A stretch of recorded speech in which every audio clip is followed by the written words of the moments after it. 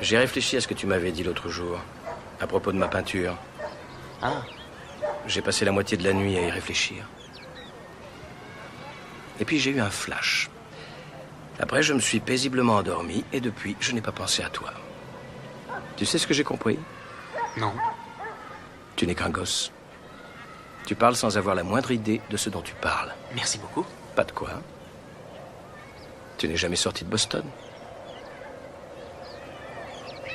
Non. Si je te dis de me parler d'art, tu vas me balancer un condensé de tous les livres sur le sujet. Michel-Ange. Tu sais plein de trucs sur lui. Sur son œuvre, sur ses choix politiques, sur lui et sur le pape, ses tendances sexuelles, tout le bazar, quoi. Mais je parie que ce qu'on respire dans la chapelle Sixtine, son odeur, tu connais pas. Tu ne peux pas savoir ce que c'est que de lever les yeux vers le magnifique plafond. Tu sais pas. Si je te dis de me parler des femmes, tu vas m'offrir un topo sur les femmes que tu as le plus aimées. Il t'est peut-être même arrivé de baiser quelquefois.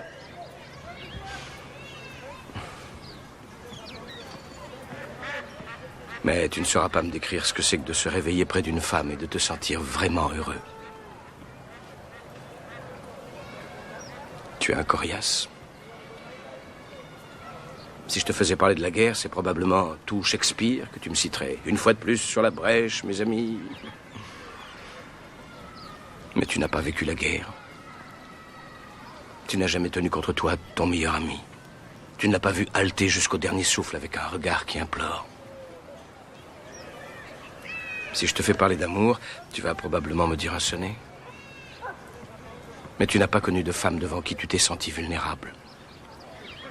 Une femme qui t'est étalée d'un simple regard. Comme si Dieu avait envoyé un ange sur terre pour toi. Pour t'arracher aux profondeurs de l'enfer. Et tu ne sais pas ce que c'est que d'être son ange à elle. Et de savoir que l'amour que tu as pour elle est éternel. Et survivra à tout. Même au cancer. Et aux nuits passées assis dans une chambre d'hôpital pendant des mois en lui tenant la main. Parce que les médecins ont lu dans tes yeux que tu n'as pas l'intention de te plier aux heures de visite. Tu ignores ce que c'est que de perdre quelqu'un. Parce qu'on ne connaît ça que quand on sait aimer plus qu'on ne s'aime soi-même. Je doute que tu aies jamais osé aimer à ce point. Quand je te regarde, ce n'est pas un homme intelligent et solide que je vois. Ce que je vois, c'est un gosse culotté qui meurt de trouille. Mais tu es un génie, Will. Ça, personne ne le nie. Personne ne pourrait comprendre ce qui est au fond de toi. Mais toi, tu présumes que tu sais tout de moi parce que tu as vu une toile que j'ai peinte et ça te permet de disséquer ma vie. Tu es orphelin, n'est-ce pas?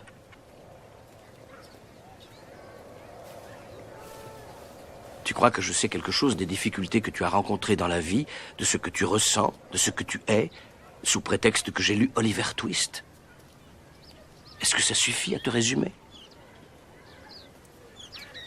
Personnellement, j'en ai vraiment rien à foutre de tout ça, parce que je vais te dire, moi, je n'ai rien à apprendre de toi que je ne lirai pas dans n'importe quel bouquin. À moins que tu veuilles me parler de toi, de qui tu es. Là, ça m'intéresse. Là, je suis à toi. Mais c'est pas ce que tu veux faire, hein, vieux? Tu as trop peur de ce que tu pourrais dire.